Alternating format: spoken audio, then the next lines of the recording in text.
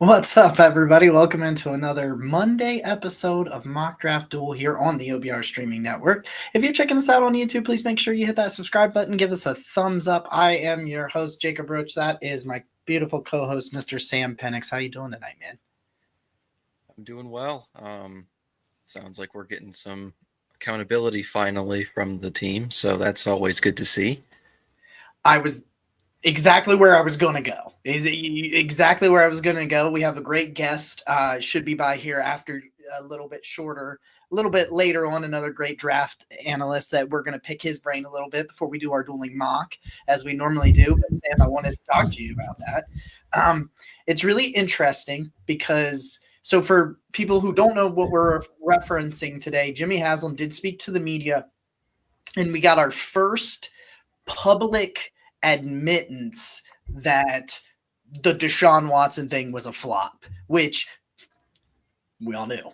But this was the first time the team in any official capacity in any way said, yeah, man, this didn't work. It's over. It was blah, blah, blah, blah, all that stuff. And it came straight from the horse's mouth. It came straight from Jimmy Haslam himself, which I think is very relevant. I think that is very relevant. And we've heard a lot this offseason about the front office and Andrew Berry being the driving force behind the Deshaun Watson trade. There had been a lot of that conversation this offseason, but Jimmy literally was like, hang that on me and D. Like, I mean, that is what he said. So, Sam, I'll kick it to you just to some thoughts on the team deciding to finally say that publicly, and then of course him saying it was on him. And do you believe him completely? I guess is part of my question. Yeah, I mean, there's a lot of layers to it. It is a really big deal, I think, because not just because there's nothing going on right now, but because this is an organizational failure. And I think they really cost themselves with that deal. Like it's difficult to think about where this team was 4 or 5 years ago and where they are now because of that deal, and where they would have been or where they could have been had they not done that. Um, it's much needed. It's sorely needed. Definitely 2 years too late, at least. But it's good to see. I appreciate the owner taking ultimate responsibility for that. I do think it was a organizational decision. I think everyone was involved in that. I don't think that, based on what we know, that Haslam was the only one saying, "All right, you guys have to do this, or you're fired." Exactly, like Brad is saying, it's not all on Jimmy, but I appreciate him going out there and taking responsibility for that, because I think that shows leadership, and I think that shows growth from a guy who has had his fair share of not misfortune, but mistakes, issues as an owner. He's still trying to rebuild his reputation from those things, especially earlier on. And this was, arguably the most egregious decision that he's made. I would like to still see more. Like, I don't want them to just be done with this completely. I would like there to be an official, apology to the fans. I don't know if that's ever going to happen, but I know, for me, for many others, we were extremely turned off by the idea of having not only that kind of a person playing for the team, but that the organization, the franchise as a whole, was willing to essentially make him the face of the franchise, give up so much for him, guarantee him all that money, and then they had the audacity to go out there and say, yeah, we really feel super comfortable with him as a person. He's a great guy. We're really happy with it. When you knew there's no way they could possibly have thought that, they made a calculated football decision where they had done their homework. They knew what happened in that situation and what the ultimate NFL punishment was going to be. And they did a cost-benefit analysis, and they said, all right, he's probably going to get suspended for most of one season. Mm-hmm. We're willing to take that. We're willing to give up the 3 first-round picks. We're willing to guarantee him the $230 million. once we weather that storm, we're going to end up with a franchise quarterback, and then we're going to go to the playoffs, to the Super Bowl.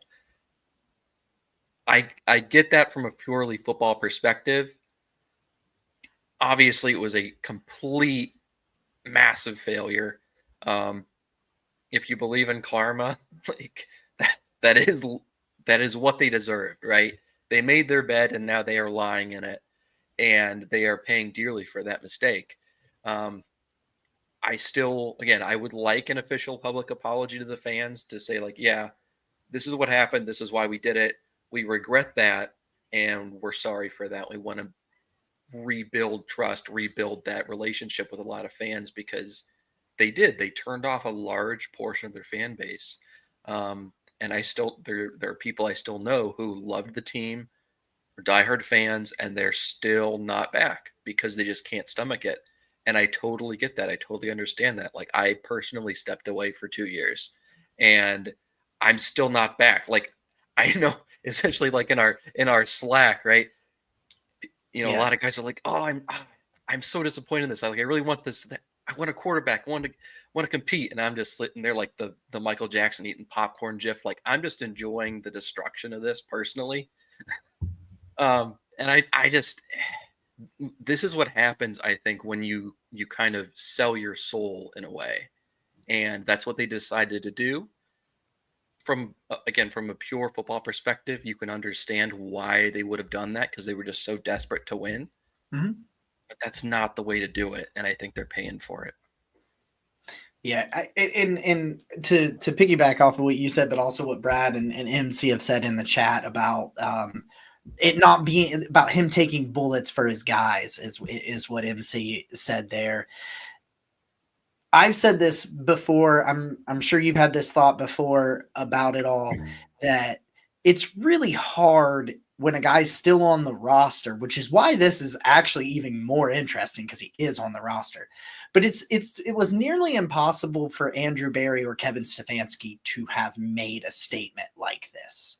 Like, I think it was impossible for them to do it because he's still on their roster, and what if he ever comes, and he's in the building to an extent because of the rehab and situation like that. So we were always in this situation where we wanted them to admit it, but we're like, we know why they can't. And then, but the owner's the owner. So the owner can say whatever he wants to say, right or wrong. I'm not saying that is the way it should be, but that is, in fact, that is reality. That is what it is. And he goes in front of this situation, and he's just kind of like, "Hey, I messed up." It's like, yeah, no. With some of my favorite podcasters, Pete did a podcast with oh man, I cannot remember her name now. But he was doing a podcast with her was like Brown's Babe. She was big Ohio State fan as well, and I think they did a fantastic podcast together. I loved that podcast, and when that trade happened, she stepped away.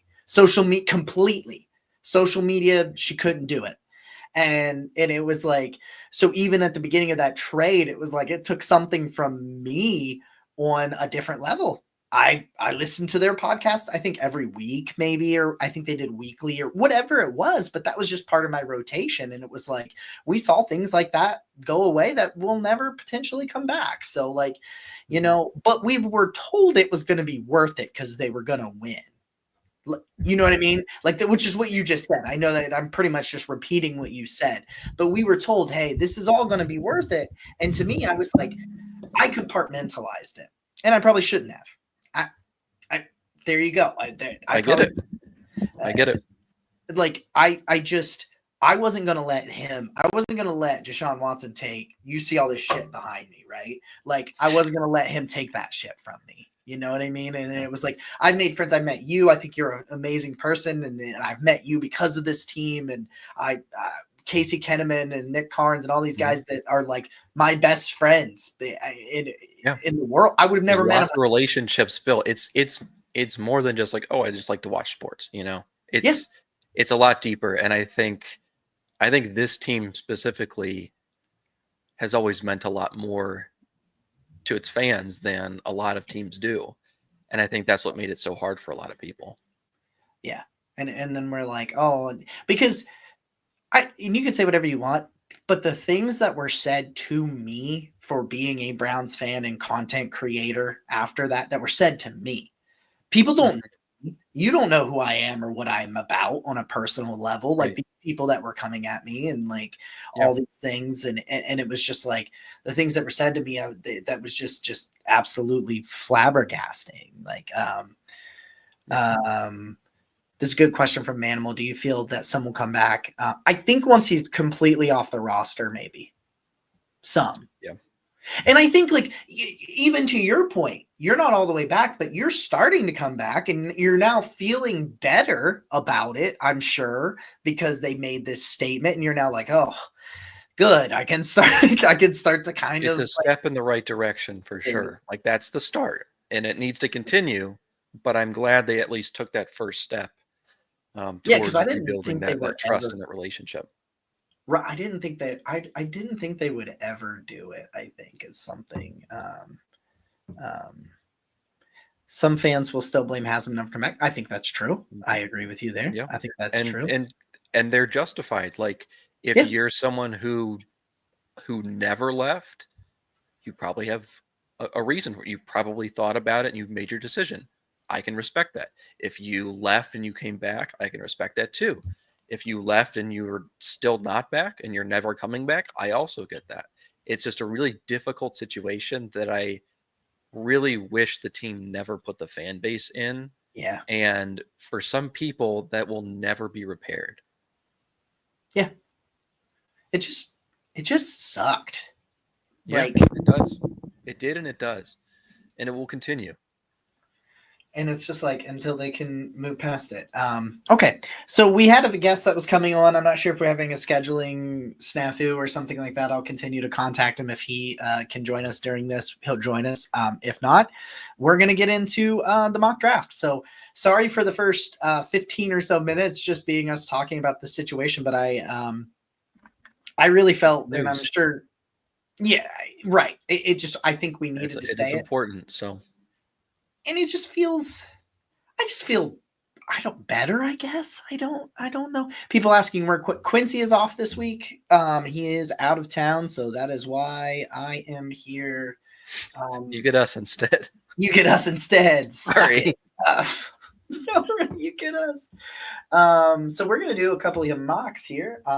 Sam, I'm gonna take PFF again if you don't care.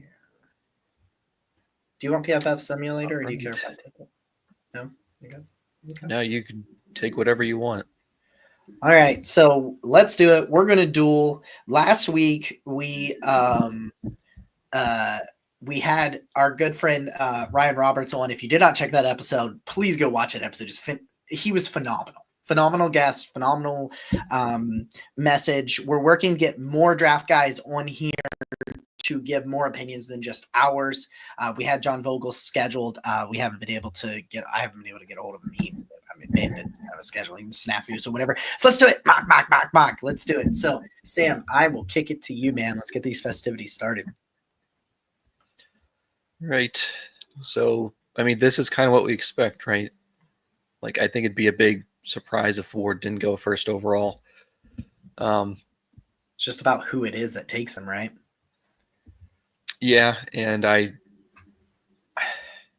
think I'd still be surprised if a team traded up, given the reported asking price. I like Cam Ward a lot. I think he's a guy who would be like, okay, I can understand taking him with the first overall pick. I don't think he's a typical first overall prospect. But I've also seen a lot of people say like, oh, he would be like at most QB 7 or 8 in last year's class. And I don't think that's true. I think there's a lot of hindsight associated with that. Like no one thought Bo Nix or Michael Penix Jr. were going to play as well as they did right off the bat. And even still, like that's, one season and then like a few games for Penix. Yeah. So it's definitely encouraging for those guys. But for me personally, I would have had him as QB4 behind Caleb Williams, Drake May, and Jaden Daniels. Same. And I still think he would have probably been a top 5, possibly top 5 pick, depending on, what kind of teams were moving around. So if the Browns were in a position to grab him, I would not be mad about it at all. And I know Brad Stainbrook put up a poll the other day asking if fans would be upset if the Browns gave up 33 to move up to 1 to get Cam Ward. And I would not be upset. I value 33 a lot, but if they think he's the guy, now let me put a caveat on this, right? If they think he's the guy, I'm all for it. If they're going to go completely against what Jimmy Haslam just said today, where he said they're not going to force it, then I have a problem with it, right? If it's a desperation move, absolutely not. If they are convinced, like, okay, we think this guy has top 10 quarterback potential, go for it. I'm all for that because that means you identified your player, you believe in him, and you went out and did what you needed to do to get him. I don't think that's going to happen, but I wouldn't be upset if it did, if they were doing it for the right reason. I'm not going to do that here in this mock. I'm actually going to do something different and go with Travis Hunter. Oh, you son of a gun. I don't expect that to happen, but I'm going to force Jacob to go with Abdul Carter tonight. And maybe I won't trade away all my picks, but I have to make life miserable for you somehow. So that's what I'm doing. So so the funny thing is, I've done this on this podcast. Why didn't it go back to the regular? Okay, I've done that. I've done this on this podcast before, where I do the daily mock draft for the website on Mondays, and I like to then piggyback off what I already wrote and then talk through it a little bit more. And Travis Hunter was my second overall pick this week, and I really wanted to piggyback off of that. So I don't get to piggyback off of that. So give the analysis now, because I just took him. So here, give us a brief reasoning. So my thing with Travis Hunter is you're looking up, you're looking at a player who has just. We talk about this with Abdul Carter, about him being a special kind of athlete, like that being why you're willing to take a player at a position where it's not even that massive of a need, but you're sitting there and going, I think this guy can be a Von Miller special type of player, an impactful player that can really change a defense, especially paired with a Myles Garrett. And that same kind of thing comes to me with Travis Hunter, where I say, even if you end up saying he's just one guy, say he never plays corner, or say he never plays wide receiver, I think he will do some dabbling on both sides of the ball. But let's say he just goes to one side, I still think he'll be significantly impactful no matter what, because I think he's a special athlete. The same thing I say about Abdul Carter. And we've had this conversation, Sam. If he can just be a wide receiver or just be a corner, like, he's been trying to learn and hone skills at two positions at once. Could you imagine if he was only trying to be a corner, what that would look like? Could you imagine if he was only trying to be a wide receiver, how good he could get at that? Something like that. I think that this offense needs a lot of help. I think they could use another corner. So even if you say he's a corner first, and he gives you 10 to 15 snaps on offense, 10 to 15 snaps of Travis Hunter can be a difference making on offense. Mm-hmm. And he can help that defense that I think should be good this year be a very good defense if he goes out there and is a great corner and he creates 3 or 4 explosive plays a game for the offense. That's a massive game changer. When he's out there at corner, who are you throwing the ball at? Yeah. Like, you're gonna pick on Denzel Ward all game? Like, I don't think so. Or you're gonna throw the ball to a guy who could possibly be the corner with the best ball skills in NFL history. Like, is that outlandish to say? I don't think so. He is a special talent, and I understand the draw to Abdul Carter. That's still my preferred route. Right. But the idea of what Hunter could potentially be, not playing full time both ways, but having a primary position and then contributing on the other side of the ball, I would totally understand if they took him at 2 because he's a special player, one of a kind. Like that kind of guy has not seen the league before. Right. The question pops up 10 to 15 snaps or 10 to 15 touches. I'm saying 10 to 15 snaps, but I'm talking like 5 to 10 touches. Like you get him 5 to 10. I think with 5 to 10 touches a game, he can be impactful on offense. Like that's the talent I think he is. And I'm never going to be mad at drafting OG Phillies even, but he's in the elite talent at wide receiver. Put the ball in his hands and just sit back and enjoy. Dude, I have an article coming. My final big board, by the way, selfish plug, comes out this week. My top 150. My final. Or I don't know if it'll come out this week. I'm writing it this week. But when I get back to and then next week I'm writing my first annual My Guys list. My top 10 draft prospects that are just my guys that I love. I'm not gonna put Travis Hunter there, but if you just want to have some fun tonight, just go watch Travis Hunter wide receiver highlights. Just do it. Just see what they do with the creative ways that and just think that this dude was still like he was playing both ways. And yeah, he's gassed in all those highlights. Like, yeah, and he's just crushing people. Sure, okay. Very good football player. Let's see what my trade options are. I like trading back to 6, so I could trade back to 6, 13, 21, 23, 25. I'm going to do something that's like going to be mildly this might be, so I'm going to see what I can get to trade back to 13. So I bet you I can get your 1 and your 2 next year. And could I get 135? I could get all of that. Wait, would you give me your 3 this year? Look at that. Let's do it. I'll make so many picks. I'm trading back to 13. What are you doing in Miami? Tyler Warren. Am I crazy? Just for fun, I just want to change it up for you guys because you've listened to us do these so much. Tyler Warren, I think with Tyler Warren, who they can throw the ball, he caught a touchdown on a play where he snapped the ball this year. That was the thing that happened.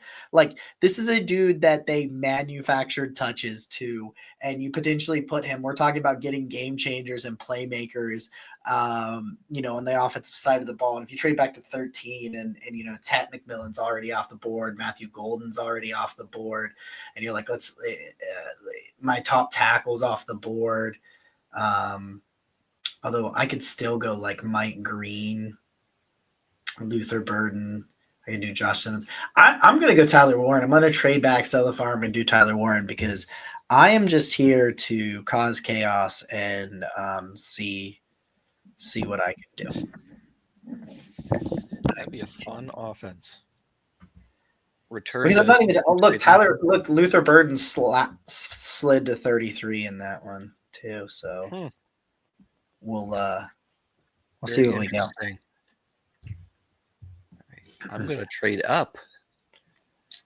I think there would be, based on who's on the board, there's going to be some good options. But again, try to do some different things. So we're going to move up with. So I was going to say the Vikings are the ideal trade up spot. And I think that's true. But if they were going to trade up for a quarterback, say, for some reason, I don't know who would write a mock draft like this that may or may not be coming out tomorrow morning. But what if your name on it fell down? Yeah, that would be really coincidental. I don't know why. What if Shadur Sanders started falling down the board and was there at pick 20 and the Pittsburgh Steelers are like, all right, we're going to get him. What would happen then? Yeah. That's not the case here, but Josh Simmons is on the board. And reportedly, he's going to be completely healthy and he's going to work out for teams and everything. And I still believe and there's some good tackles in this class, but if he were healthy all year, I think he'd be the top tackle in the class, probably top 10 pick. His tape is extremely good. He's got the length, he's got the size, he's got the athletic ability, quick feet, fantastic pass protector. Mm-hmm. And I think I know they have Cornelius Lucas, but I think Simmons could step in and start from day one. He's just that kind of a player. So I'm going to move up and make sure that I get him with the Vikings here, who have like no draft picks. You have 4. So we're to give them. You see, it won't even let me give them like 94 because where is it? Okay, never mind. All right, there we go. I think it's going to cost 94. So we're going to do 94. Move up and land the franchise left tackle. So I think Simmons is a really good player. I think he's underrated because of that injury. All reports, even during this season were positive that he was going to be able to make a full recovery. And last I heard, he's going to be doing a private workout for teams. So that should be encouraging for all the teams that are interested in him, hopefully including the Browns. And that's the route that I'm going here. Mitch asks, have Travis Hunter and Abdul Carter met with the Browns? Yes.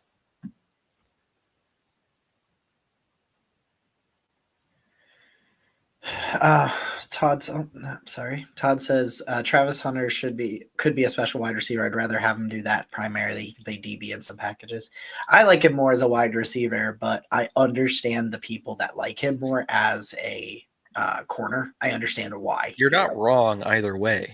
No. So that's the beauty of this. I'm about to do the most insane thing ever because I'm putting the cart before the horse. But Luther Burden is falling. I can't figure out why. I guess I shouldn't say that because he's like 37th on my big board. But I think I think that's just because I'm a little higher on other people than him. But I did a draft profile for him last week, and Luther Burden with the ball in his hands is just electric. He's an electric factory. And if you're telling me I can trade back, I still got another pick here in the second round at pick 48.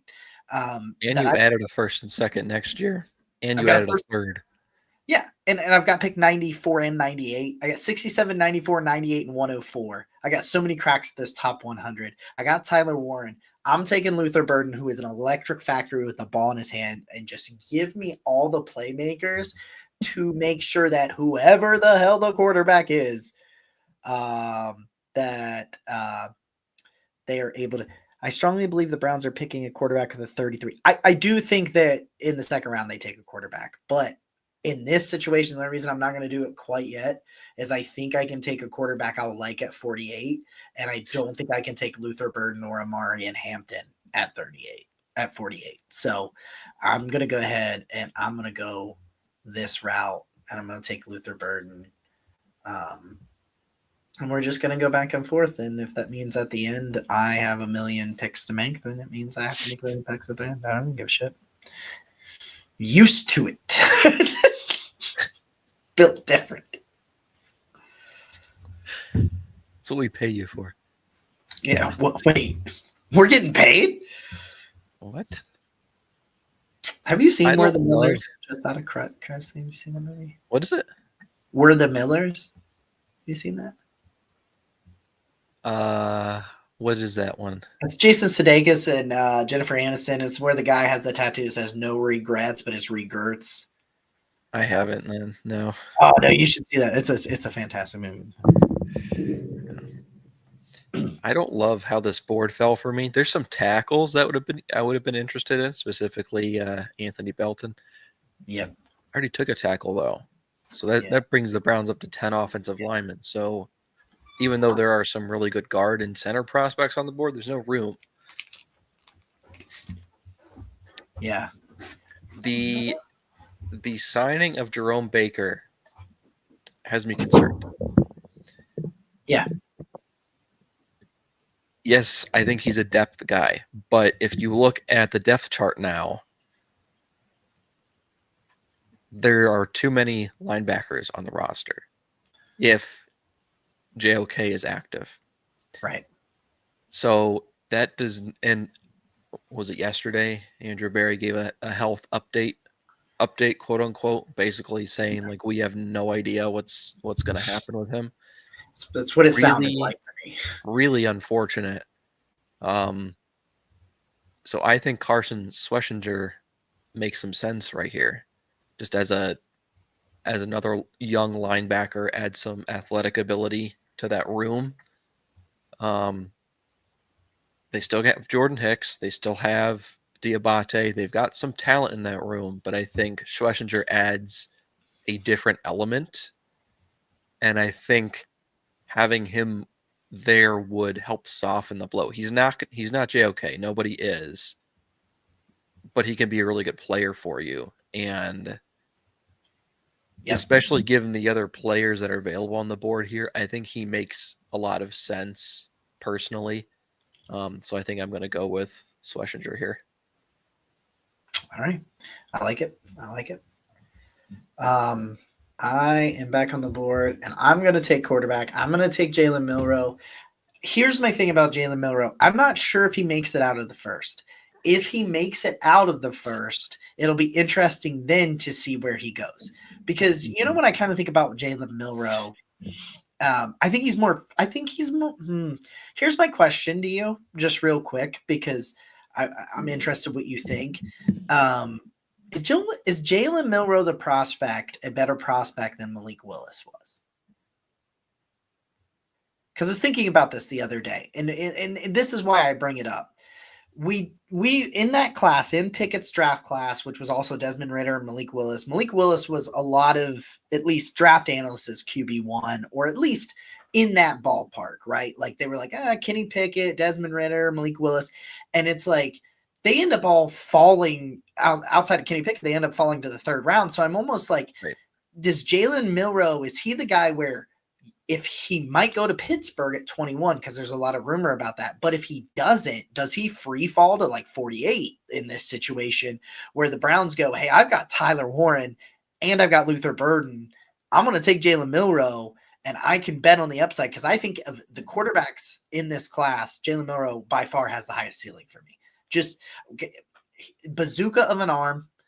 We've already seen him make massive strides from where he was at the Senior Bowl. You could tell he was working on his footwork and his mechanics that were issues and knocks about him. It didn't look good at the Senior Bowl. It was much improved at the Combine. So we know he is working his ass off.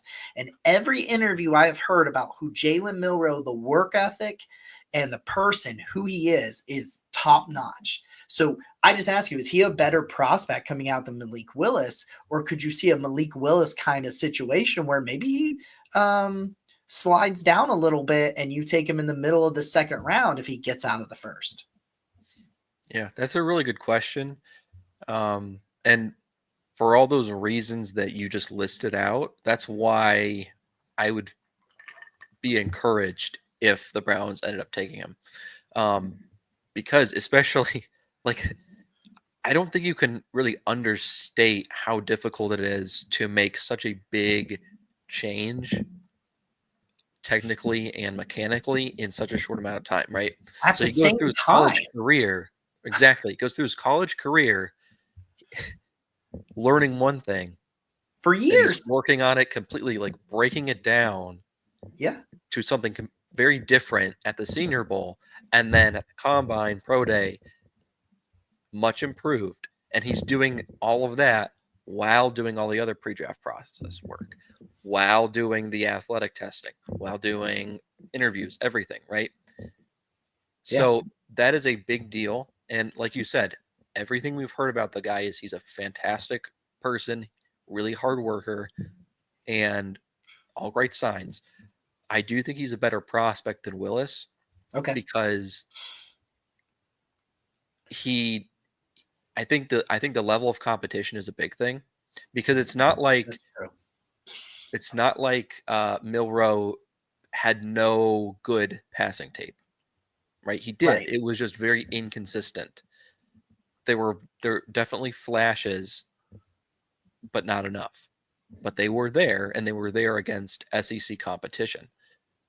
He also, I think, has a very high floor because of how special of an athlete he is. Like, you can use him in your running game as a legitimate threat, like building that around, not just, maybe he'll scramble here and there. He's not really a scrambler. He's a runner. I think he needs to really improve throwing on the run. I think that would be a way to really unlock another level to his game. But as a runner, like, he's going to be top 5 minimum, I think, in the NFL as soon as he gets drafted, right? Lamar and Jaden Daniels, I think, are the only 2 guys that are coming to me right off the top of my head that have a claim to being better runners than he would be. Like, he is so fast, so explosive, so big. I just think you can do a lot of really interesting things with him, to where even if he's not at the top of his game early on as a passer, which he's not going to be because he's in that developmental phase, he's actively rebuilding things. Yeah. You're going to be able to get some things done and move the ball with his legs. And I think that makes him, to me, a better prospect than Malik Willis, and why not only would I not be upset with the Browns if they took him at 67, I wouldn't be upset if they took him at 33, and I wouldn't be surprised if he doesn't make it that far. I wouldn't be surprised if he's the trade-up candidate. I took him at 33 in today's mock, and today's written mock. But just keep in mind, you see the 16 touchdowns. He had 20 rushing touchdowns this year. 20. I always look at that number when I type it up, and I'm like, "There's no way." I have to read it 3 or 4 times just to make sure, because I don't want to like write an article and write a stat wrong for you guys. Like, I'm not that guy. I want to make sure anything I put out there is accurate information. And then I'm like, no. He had 20 rushing touchdowns. Yeah, that Georgia game, especially that first half. Go watch that Georgia game. That is what you're looking. If you're drafting him, that is what you're pointing to and saying, that's what we can get. That's what we're looking for. It's if I can get that, we're good. Yep. So that's the Jalen Milroe discussion. Really interesting player, and we'll see how that pans out. So over here, I am very interested in Andrew Mukuba. I think he could be a really good safety, very versatile player. I think he would be a huge addition to the secondary, but the Browns need a running back, and I'm going to take Devin Neal because I think he's got a really good combination of the burst, the acceleration, and the ability to be patient and wait for a hole. I think his field vision is very good, and I think he would be a good fit in this offense. So I would be very happy if they were able to get him with their late 3rd or their early 4th. Yeah, I like that. I like Mukuba a lot. I was listening to some people talk about Kevin Winston today and how he would be a first rounder if he didn't get hurt. Because if you go watch his tape, I believe it. Because you look at like the grades and the things that he did last year, he missed no tackles, which is the thing. He missed a tackle on special teams is what happened. And that's all he did in 2023. Undrafted free agent. Yeah. He's a crazy athlete too. And he hurt himself like so early in the season that when the regular NFL season starts, he will have had a full year recovery. Like, so, it pays injury wise to if you're going to get hurt early, I suppose, right, as opposed to late. I want to see what it's going on here at offensive tackle. People might say it's too early at 67, but I love Charles Grant from William and Mary. Like, I love this dude. His Nothing movement wrong with that. skills, like, yeah, dude, like, you're looking at a multi-year starter. You see the snaps at left tackle. He's got such good movement skills. He needs add a little bit more power, a little bit more meat to his bones, because I think he was like a lean. Yeah, I think he came in a little bit heavier than 300 pounds, but 300 pounds was probably his playing weight. So like the run game stuff in terms of the power run game, it's not quite there, but such a technician and so much finesse and athletic ability. I think he's a left tackle in the NFL, and I'm going to go ahead and protect Jalen Milroe and all the weapons that I just gave him. Yep. Perfect pick, I think, at 67, because in a class that doesn't have a lot of true tackles, he's a true tackle, perfect scheme fit for the zone running game. He doesn't have to start right away because you've got the veteran there. So you can bring him along slowly, wait until he's ready, and I think he can be a really good player for you. This is a good point too. He does play with violence. That is true. Like, I think an NFL like strength and conditioning program will get him where he needs to be on the power side of things. Like, okay, boom, all right. Yep. Throw him in the lab. He'll be fine. Pretty much. I got to take a quarterback because they only have one on the roster. I was talking to Brad Ward about this earlier. I'm like, there's no way they just go in, right? Like, they don't do this, do they? They can't just like There's no way. Yeah, so Brady Cook would be the one where you're betting on athleticism. Like, that guy's spider chart is insane on Mock Draftable. It's pretty crazy. I'm going with Dylan Gabriel, though, because I think from a fit perspective of, okay, can this guy, if he's called upon, can he execute the game plan? Can he do what you are asking the quarterback to do in your offensive system? The answer is yes. He doesn't have great physical tools, but his arm is good enough. Like, yeah, it's good for a player his size, I think, and it's not going to be a detriment to him at the next level. It's not going to be a detriment to him executing the game plan, spreading the ball around to the targets in Cleveland. He's very experienced too, so that's a plus. And I think I can see Gabriel hanging around for 10, 12 years as a backup in the NFL, like a Colt McCoy type player, where you're a decade later, like, he's still in the league. Like, he just got signed like by the Broncos or something as like a backup, and it's 2038. So I think that's worth a 6th round pick, especially when you literally don't have another quarterback on the roster aside from Kenny Pickett. So we're going Gabriel here. I think he's like the perfect like point guard at the position. Yep, like, I think that's a good way to describe him. So I'm going to power through 4 picks because you're on pick 192. I've got 94, 98, 104, and 179 to catch up to you. So I'm going to go ahead and power through this. Another guy that's going to end up finding a guy that is going to end up finding his way onto my guys list when that comes out in the next week or so, heading up into the draft, is UCF's all-time leading rusher as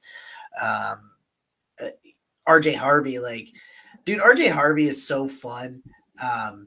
He had 32 carries of 15 plus yards this year, which is second in the nation. 900 yards after contact. He's not even really considered. 69 forced missed tackles. I don't even really consider him. The 50. Here's the numbers. The 22 rushing touchdowns and all that stuff. I don't even like. He's not really a power back, but he'll still arm tackles are not going to do it. He's just so explosive. Like, he's not going to run 4.3. He's not like Devon A-Chain when it comes to that, but he's got 4.4 speed and he'll get there in a hurry. And I just think that he would really do a really good job in this offense. Now I'm back on the board. I'm going down. I'm looking. I think he's really old, if I remember correctly. Yeah, he's 23 and people want to talk about it, but I really like Dorian Strong, the Virginia Tech corner here. I know he's a better zone coverage corner for the most part than he is a man corner, but I think, it was kind of a little bit of a down year, but you see the 46% completion percentage. I just think he's got the build, 6'1" and 185. I just think he's got the length. You see the 31-inch arms. Yeah, he's slender, whatever. We get those sorts of things, but I just think he's a really nice corner, a really nice depth piece that you can add here in the third They round. could use a corner who can play zone effectively. I mean, they need to change it up. remember all the communication issues in the secondary, all the issues. Like, Yeah, they just need some more talent, I think, in that room, and I think that's an underrated need that doesn't go addressed as much as it should. Like, they don't really have a starting safety right now. Emerson's coming off a down year. Newsome kind of has been down more than up since his rookie year. So there's issues, and I think they really lack depth as well. So finding a guy, even if he is a primarily zone corner, I think that's really beneficial. And the skill sets of the players that they have in that room right now, they're not zone players. So having that variety in that room, I think, will allow you to mix and match your defensive play calling like you need to, because that's kind of where Jim Schwartz's scheme gets tripped up. Is it's predictable. You kind of know it's coming. You know their tendencies, and the Browns just don't seem to want to break them enough. And they just refuse. They're too arrogant. They're too prideful. Whatever it is, it's like I'm not gonna like get deep into it, but I'm taking Andrew Makuba too. I think he's fantastic center fielding safety. That's what they need. I'll take him here. Sam already talked about him. I like him for all the reasons that Sam already talked about. Then we got this giant gap, and I'm almost caught up to Sam. Let's see what I've done. He's gaining. So, tight end, wide receiver, quarterback, tackle, running back, corner, safety. Let me look and see. Let's see what we've got going on here on the defensive interior. Oh, my boy's there. Look at that. Look at that. I just love Tonka Hemingway for so many different reasons. You expect a guy of his size to like have. I think he came out bigger than the 280. I watched this dude move around. He's just this big, dense, powerful player. And then I watched him at the combine, just like silky smooth, moving through the figure 8 drill and just like bending over and just popping up and all these things. And he's like just this bit, just this load of a person that. I just think, I mean, you see the 5 sack numbers for this dude with the 10.6 in the middle. I just think he eats up space, does some nice things there on the defensive line. I will see if Tim Smith is there. Show sponsored by Tonka Trucks. That was a great sales pitch. I do like Tim Smith though better as a run defender. Yeah, I'm gonna do. I think they need a run defender. Tim Smith is solid. He is not the Alabama Tim defensive lineman that I like a lot. But yeah, but he's not in this. He didn't come out, so next year we'll get him. I do think he's a good run defender, and I do think they need to go that route when it comes to defensive tackle because they really don't have one. So, yeah, I think he's a little bit better run defender than Tonka Hemingway, so I'll go that route. Are we looking at? I was also going to go. So let me ask you that. Chef Brian wants to know about Cam Skattebo. What is his Cam Skattebo on your radar for the Browns? And if he is, where? Yeah, I think so. I know a lot of people are down on him now that he ran a slower 40 time. Which we knew he was going to do. Game. Yeah, that's not his game. If you were expecting him to run in the 4.4s, you didn't. You watched him, but you like skipped to the next play as soon as he like burst through the hole, right?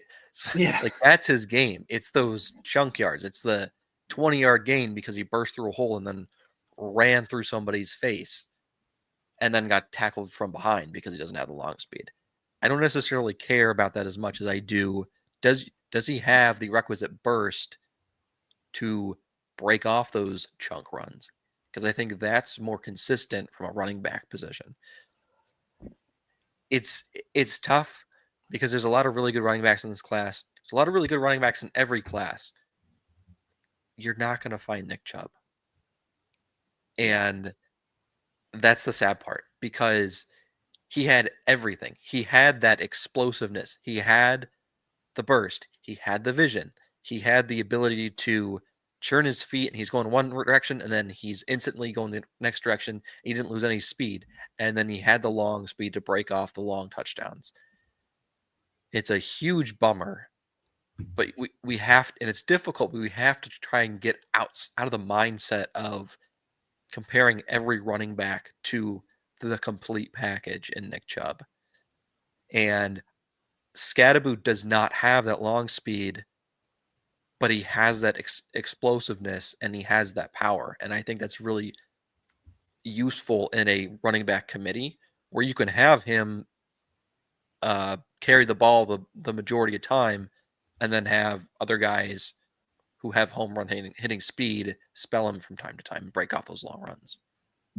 Yeah. So that's how I feel about him. I was also going to go defensive tackle here, but Dante Thornton, however you say it, is here. 6'4", 205, 4.3 speed. I'm in. 25 yards a catch. Sign me up. I don't care if he can only run goes and slants. It's fine. We'll deal with it. It's fine for that spot in the draft too. It's like that's fine, because you're betting on like one, because that's where you're starting to get when you're in the, you know, getting to the 200s and stuff, is like you're just going to bet on bet on some trait, or bet on, you know, you're betting on, they're not going to be well-rounded, perfect prospects in the 190s and the 200s. But you're like, that guy has one thing that I really like. He's really, really fast. And you're like, well, that is something I've seen translate before. So like, why, you know, for me, I'm going to go Jonah Monheim, the center here for USC. I'm very interested to see. The Browns haven't really done anything at center. They might still have hopes for Luke Whippler. I'm surprised. I would have moved on from Ethan Posick, but they decided not to do that. But we'll see what they do in terms of center after this year. It'll probably be Ethan Posick this year, but you know, and drafting Jonah Monheim is interesting. He's played right guard, right tackle, left tackle, and center for USC. Center was his best position, which was this year, but he was last year. He did play at left tackle. So he's played literally every spot but left guard. I think he's a good athlete, a good mover. I think he fits good into this offensive scheme.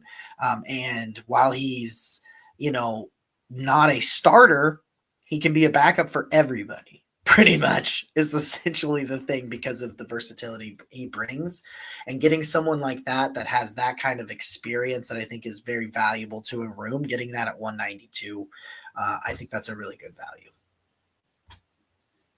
I like it. I don't see Quandarius Robinson being available at this point, but hey, if he is, I am on board.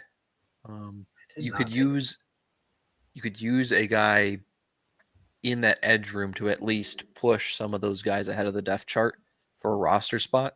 He's not guaranteed a spot because that room is loaded. But we didn't get Abdul Carter in this one, so there's potentially room for a late round edge, and I think Robinson fits the bill there.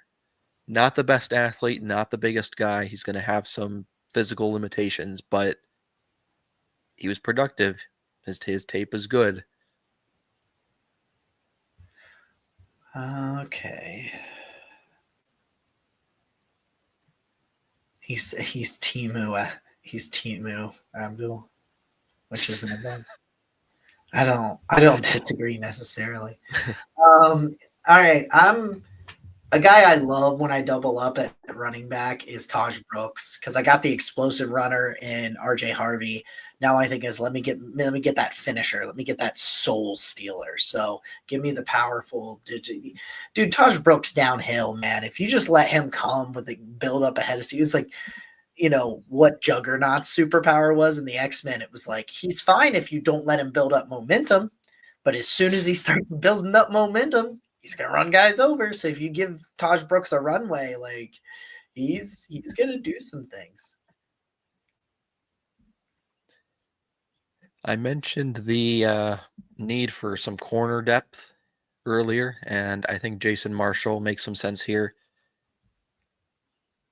He had some pretty good athletic testing. So, I mean, he's 6 foot, almost 200 pounds, ran a 4.49, 37.5 vert. There's talent there, and I think it's worth a shot here at pick 216, where you bring in a guy with starting caliber physical traits. Yeah, I'm with you. I know I took a wide receiver already in this. A guy that I really like is Eftim Chisholm the third from Eastern Washington. Not the fastest dude in the world, but like he's just one of those guys where he finds a way to get. He's really good against zone coverage. Like the things that Travis Kelce is really good. Travis Kelce is really good at like identifying holes in zones and then making plays afterwards. That's what Chisholm does for Eastern Washington. Like he just does a really good job of finding ways to. He gets open and catches the football. You know what I mean? Like that's full stop. Gets open, catches the football. He's not going to wow you. He's you can see he took most of his snaps from the slot. He'll probably exclusively do that. I think he's a little bit 5'11", 200 pounds. You're talking about a guy that had a 58% contested catch rate. You can see some of these things here. I just like what he does with the ball in his hands, and he had 146 targets this year, 120 receptions. You know what I mean? Like it's like we'll take a guy on a chance that a dude that was like a super big volume guy and was productive. Yeah, OG. That's probably the best way to put it. He's dependable. He's a chain mover. His tape screams it.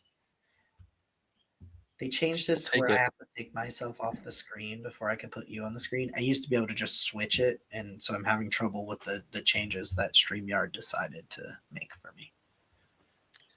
They did it just to spite you. Yeah, they were like, you know what? Jacob doesn't like this. Yeah.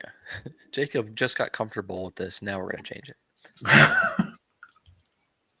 So we already got our kind of all-around smaller guy, zone runner in Devin Neal.